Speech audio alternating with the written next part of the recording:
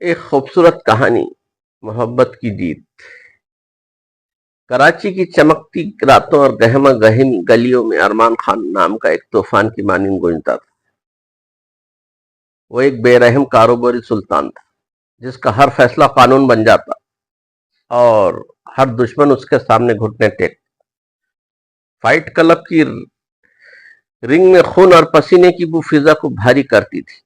ارمان اپنے حریف کو زمین چٹاتا، اس کی آنکھوں میں ایک ایسی آگ جو صرف تباہی سے ٹھنڈی ہوتی۔ لیکن اس کی زندگی کا اصل ڈرامہ تب شروع ہوا جب اس کی بہن عائشہ سحر حسد کی آگ میں جل کر اپنی دوست زویا نور کی زندگی کو جہنم بنانے کی ٹھان لی۔ زویا نور ایک یتیم لڑکی تھی۔ اس کی آنکھوں میں خوابوں کی چمک، دل میں ایک بہتر مستقبل کی چاہت تھی۔ وہ یونیورسٹی کی کینٹین میں کتابوں میں گم رہتی، اپنے اسکالرشپ کو بچانے کے لیے رات دن محنت کرتے۔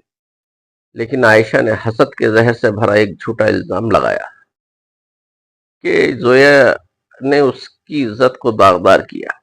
ارمان، جو اپنی بہن پر اندھا یقین رکھتا تھا، غصے سے پاگل ہو گیا۔ اس نے زویا کو اپنی طاقت کے زور پر شادی کے بندھن میں جکڑ لیا اور اپنے عالی شان محل نما گھر میں قید کر دیا۔ زویا کے لیے گھر ایک سنہری پنجرا تھا۔ ارمان کا ہر لفظ اس کے دل پر چھری کی مانند چلتا۔ وہ اس کی معصومیت کو دیکھ کر کبھی کبھار ٹھٹکتا، لیکن عائشہ کے جھوٹ اس کے دل کو سیاہ رکھتے۔ ایک دن ارمان نے زویا کو جعلی طلاق کے کاغذات تھمائے، اسے اپنی طاقت کا احساس دلانے کے لیے۔ لیکن زویا، جو اب اپنی برداشت کی حد پر تھی، اس نے ان کاغذات پر دستخط کیے اور رات کے اندھیرے میں اس پنجرے سے پرواز کر گئی۔ 2 سال گزر گئے۔ ارمان کی زندگی وہی تھی، لیکن اس کے دل میں ایک عجیب سی بے چینی تھی۔ ایک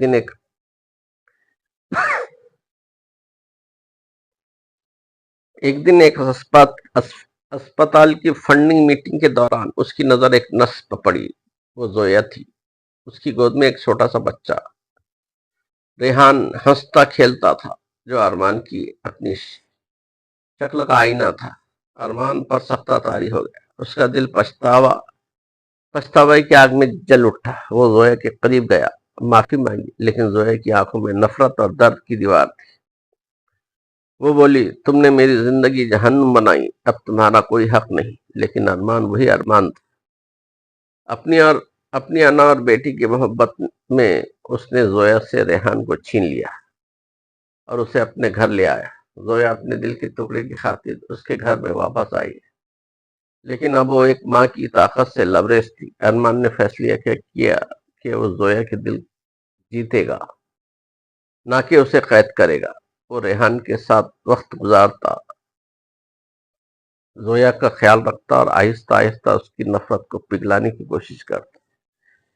اسی دوران ارمان کو عائشہ کے جھوٹ کا پتہ چلا۔ فہد، عائشہ کا شوہر، نے بتایا کہ عائشہ نے حسد میں زویا کو پھنسانے کے لیے جھوٹ بولا تھا۔ ارمان کا دل ٹوٹ گیا۔ اس نے عائشہ کا سامنا کیا، جس نے اپنی غلطی پر شرمندگی سے سر جھکا لیا۔ ارمان نے زویا کو مکمل آزادی دی۔ وہ اسپتال میں اپنی نوکری جاری رکھ سکتی تھی، اپنی مرضی سے جہاں چاہے جا سکتی تھی۔ وقت گزرتا گیا، زویا نے ارمان کی تبدیلیوں کو محسوس کیا۔ وہ ظالم ارمان نہیں، بلکہ ایک پشیمان انسان تھا، جو اپنے بیٹے اور اس سے سچی محبت کرتا تھا۔ ایک چاندنی رات میں جب ریحان ارمان کی گود میں سو رہا تھا، زویا نے اس کا ہاتھ تھاما۔ اس کی آنکھوں میں آنسو تھے، لیکن یہ درد کے نہیں، محبت کے آنسو تھے۔ وہ بولی، تم نے مجھے توڑا ارمان، لیکن تم نے ہی مجھے جوڑا۔ میں تم پر دوبارہ بھروسہ کرنا چاہتی ہوں۔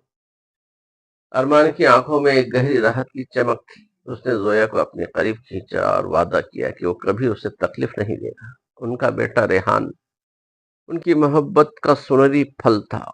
کراچی کے اس باغیچے میں جہاں چاندنی رات ستاروں سے جھلملا رہی تھی، ارمان اور زویا نے ایک نئے آغاز کی بنیاد رکھی۔